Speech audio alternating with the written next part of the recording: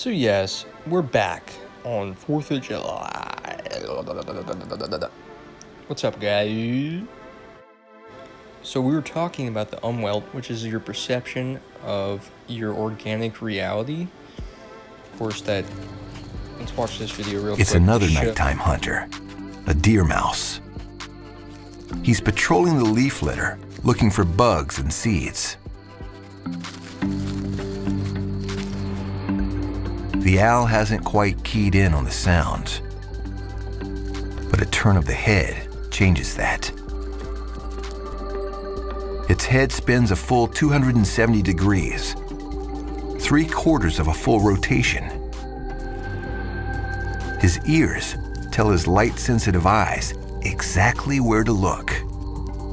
His two main senses are in sync.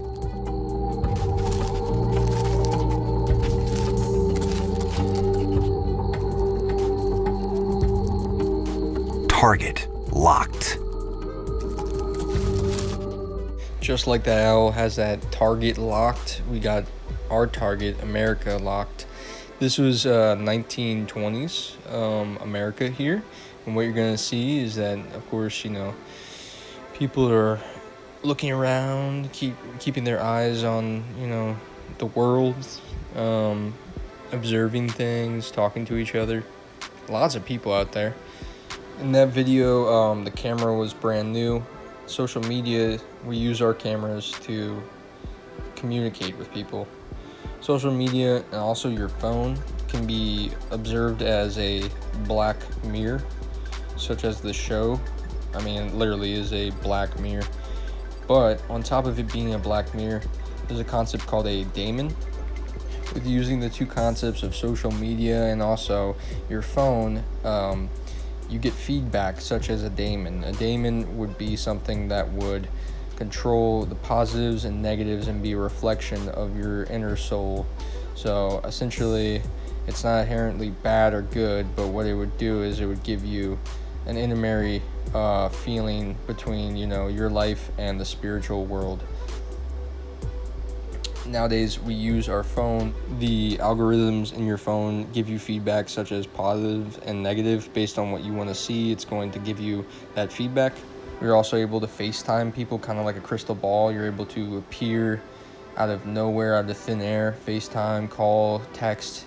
That's all magic, as we've discussed. Tying us back to the umwelt here, and of course, this changes perception. 80% of all of our presidents have been Freemasons. And the way DC is laid out. It's totally occultic. But you know who laid it out? Thomas Jefferson. It actually says it on the Library of Congress. If you go to a Freemason? Yes. If you go to libraryofcongress.gov and type in occult symbolism Jefferson, it'll literally say the rounded rotunda on the White House was curated by Thomas Jefferson to pay homage to the pagan gods. A lot of our history is just nonsense, complete nonsense, but who's been crafting that nonsense? You ever seen this? Yeah. This stuff? Okay, If they do that, that means George Washington does this. Yeah, George Washington was a 33-degree Mason. Bro, the hidden hand is a Freemason thing where they put the hand under the jacket. What they're saying essentially is we are controlling this thing. And so you'll know that, or it's made up. I see. They're showing you the hidden hand. They're showing you that we're the ones in control of it. The guy who get the Statue of Liberty, I found a picture of him doing that too. If you ever see that, that means that this event has been curated by the Freemasons. That means it's not real. The founding fathers, or lots of them were Masons of the United States. So Thomas Jefferson wrote his own Bible and also was a Freemason. Just think about that. The settlements, men of influence received vast land grants from the British Crown. By 1700, 3/4 of the acreage in New York State belonged to fewer than a dozen persons. By 1760, fewer than 500 men in 5 colonial cities controlled most of the commerce, the banking, the mining, the manufacturing, and most of the newspapers and journals on the eastern seaboard, and The beginnings of America are much like how it is today. The same families own everything. Same thing as back then, 500 people. Conditions of trade and industry within the 13 states. They also wanted to build a stronger central government to deal better with other nations. But there was a third reason. It's the one that the historians who don't want to bother with real history never talk about. The framers of the Constitution were very troubled with the increasingly insurgent spirit, rebellious spirit among the common population. There were attempts to take over state governments, There was broad agitation, and the wealthy class looked to a national government as a means of protecting their interests, as a means of building a stronger mechanism of national control. Most historians say very little about the actual plight of the common people in that time. Most of the agrarian population, and about 85% of Americans in 1787 lived in the agrarian sector, most of them consisted of small farmers, tenants, or indentured. So he goes on to say 85% of the population were farmers, peasants, and also indentured servants. It's pretty crazy. But the framers are going to be the ones that are going to write the Constitution and represent who America is. Of faction, and by faction he meant class whenever he used the word faction. The most common and durable source of faction has been the various and unequal distribution of property. Those who hold and those who are without property have ever formed distinct interests in society. Now, if you say that today, you're called a Marxist. Well, Madison was talking about reality, and we can't help it if certain forms of reality are Marxist. The first object of government, Madison went on, is the protection of different and unequal faculties for acquiring property. Elbridge Gerry, another one of the framers in Philadelphia, noted that democracy was the worst of all political evils. Both he and Madison warned of the danger of the leveling spirit. Roger Sherman of Connecticut, another delegate to Philadelphia. The people should have as little to do as may be about the government. Alexander Hamilton, of course. All communities divide themselves into the few and the many. The first are the rich and the well-born. The other are the mass of the people. And the people are turbulent and changing. They seldom So when you judge. think it's race versus race, or this versus that, remember, it's rich versus poor. It's the people that make the rules versus the people that don't have anything to do with making rules. That's what it's always been. Versus haves, in which each group sought to safeguard its own interests. And it involved mostly questions of representation and structure. On these issues, there were no dirt farmers or poor artisans attending the convention to offer an opposing view. They couldn't take 4 months off to go to Philadelphia. And for the most part, the framers built a constitution that would have the power to support commerce and protect the interests of property in a variety of ways. Lay and collect taxes, establish a national currency, fix imports and duties, and the like. Set up uniform laws on bankruptcy, pay the debts, and so forth. Some of the delegates, for instance... Whole system. Think about the Electoral College. I mean, until the 1900s, we didn't even have a chance to elect people to represent us. So, democracy was flawed. Mass of born slaves who feel the need of a master. Adolf Hitler, 1941.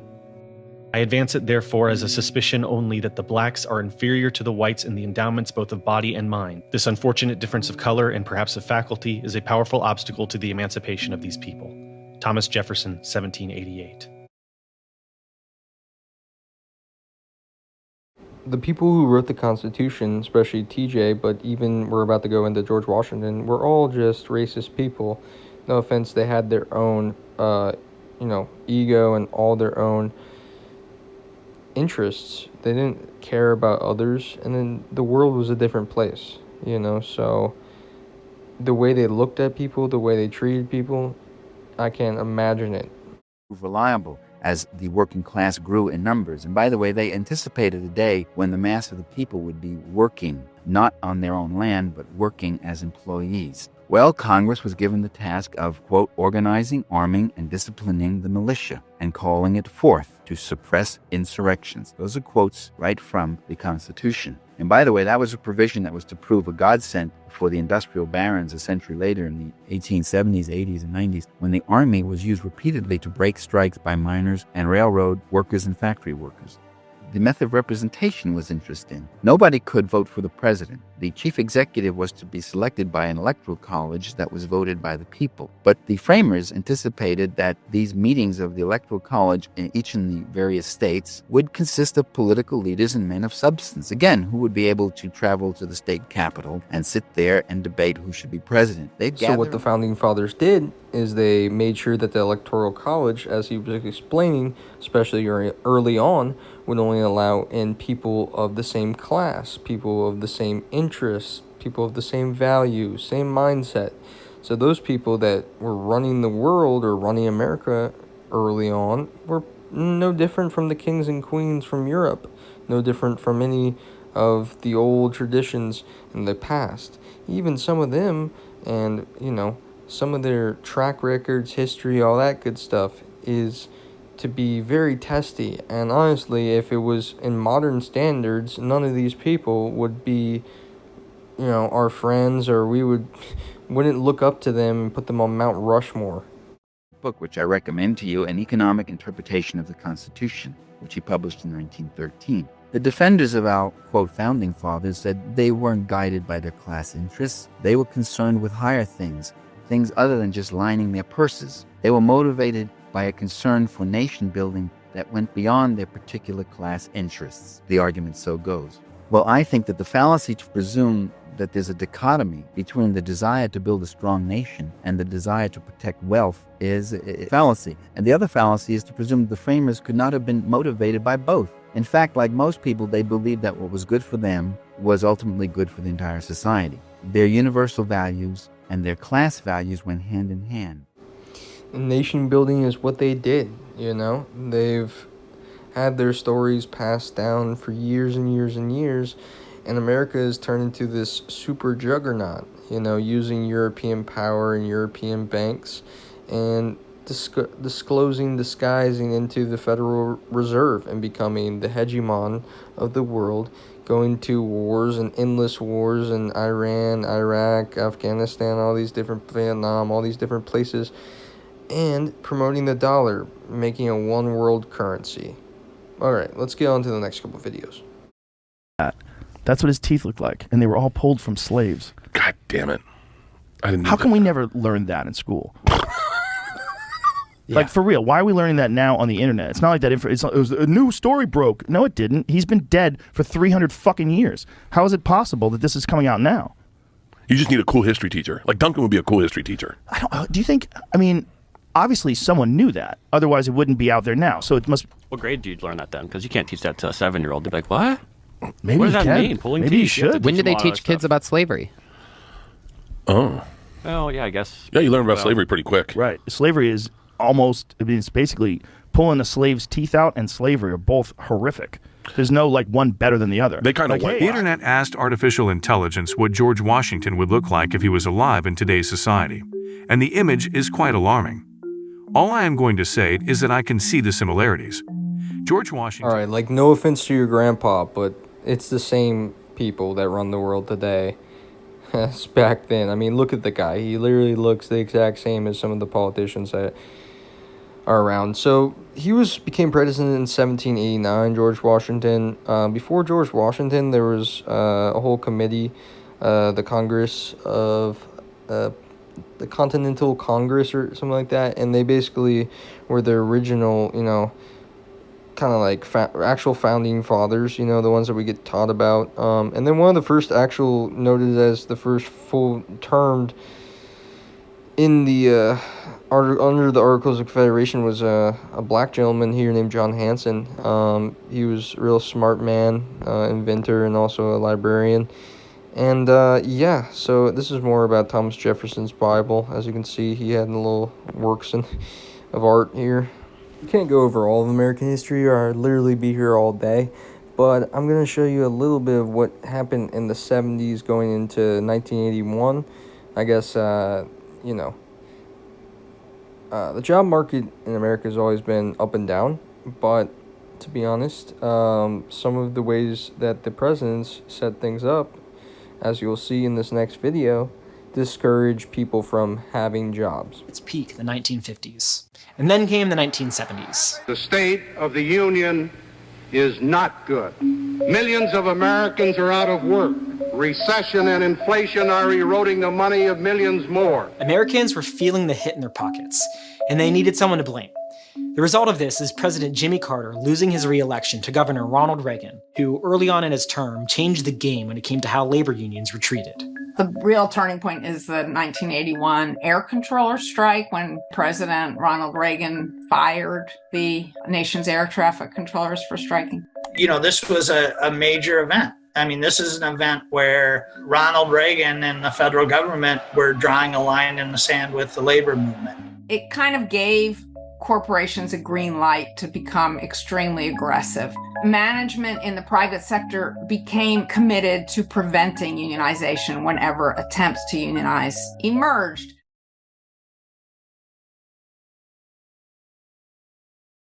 No, not at all. Okay, then I didn't say they were the cops. I was pretty clear it was Bill Clinton. Okay. And why was it Bill Clinton?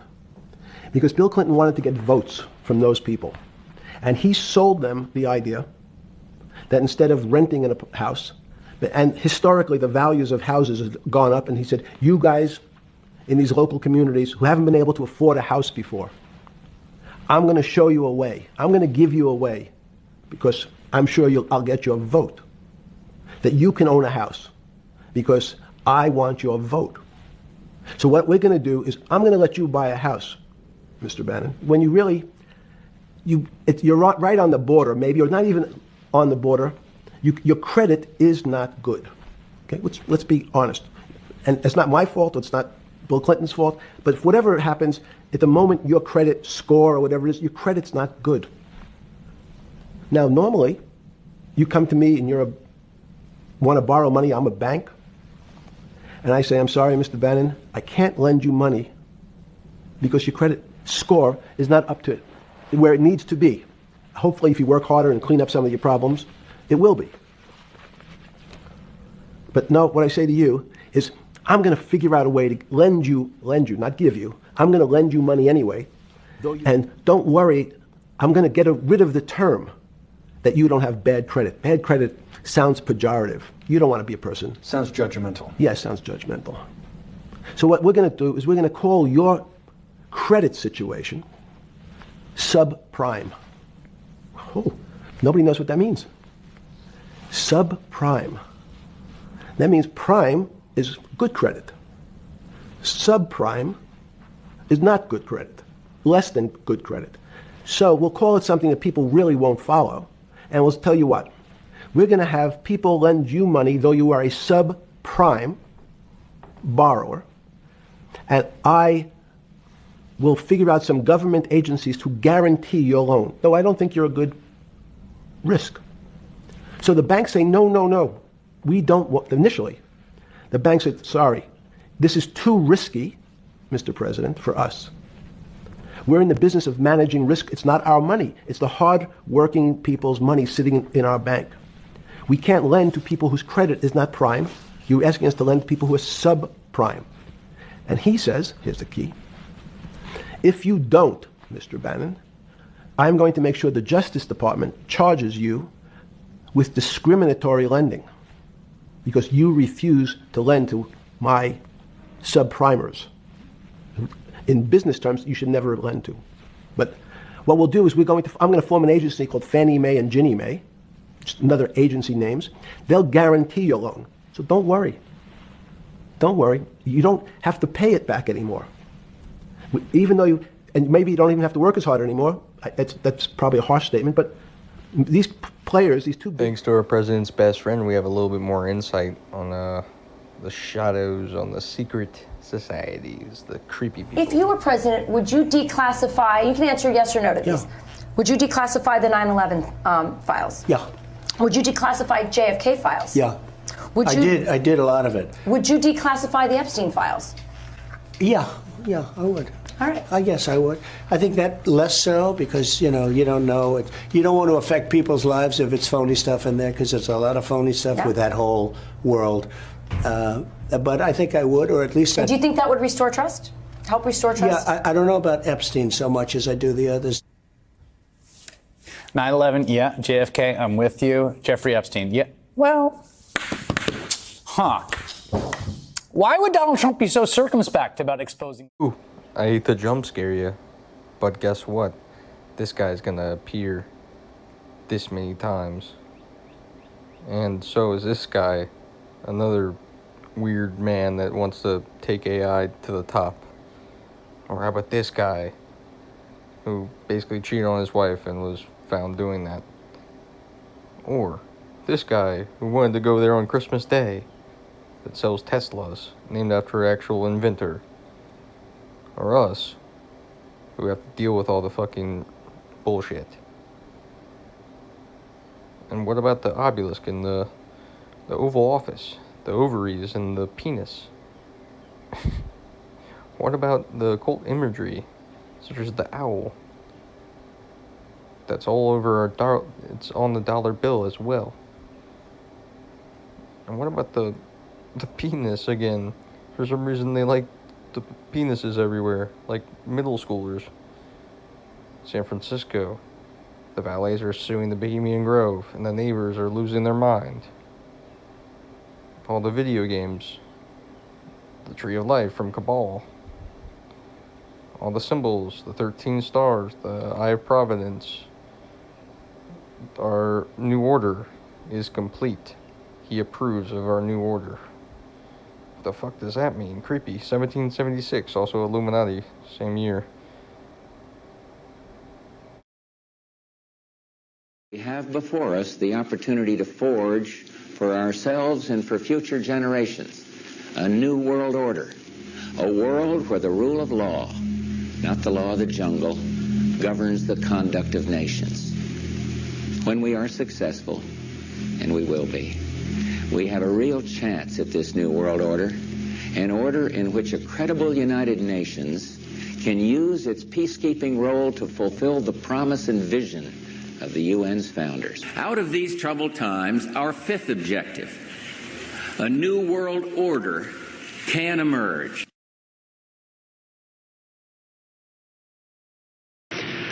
There is a chance for the President of the United States to use this disaster to carry out what his father, a phrase his father used, I think, only once, and hasn't been used since, and that is a new world order. A new world order, a new set of challenges is confronting us, both domestically and abroad. The historic role in trying to make sure that there is, after all, a new world order.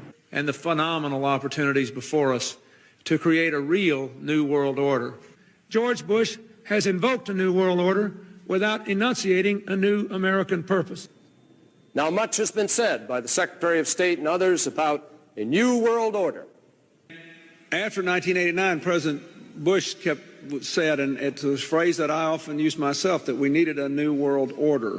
We all talk about a new world order, about what the Clinton administration's foreign policy will be, what this so-called new world order will look like. Its task will be to develop an overall strategy for America in this period when really a new world order can be created. It's a great opportunity. That the problem of the Bush presidency will be the emergence of a new international order. There's a need for a new world order. The necessity for a new world order. And this is the best chance to begin to establish the new world order. And then work on a better world order. Really need to bring China into the creation of a new world order. This present window of opportunity during which a truly peaceful and interdependent world order might be built. As an incredible window of opportunity to lead in shaping a new world order for the 21st century. The affirmative task we have now is to actually create a new world order. Never before has a new world order had to be assembled from so many different perceptions. Good evening, everybody. President Obama and British Prime Minister Gordon today calling for a new world order to tackle our global economic crisis. And the president outlined his vision of a new world order in which the U.S. would participate fully. We've got to give them a stake in creating the kind of world order that I think all of us would like to see.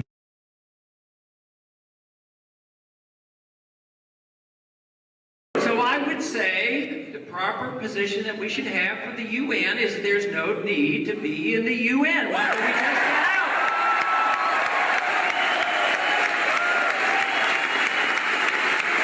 And if we had a sovereign nation that protected liberty here at home and yet traded with people and traveled and were friends with everybody, we still would not need the UN, the IMF, the World Bank, the WTO, the NAFTA or NAFTA or the New World Order.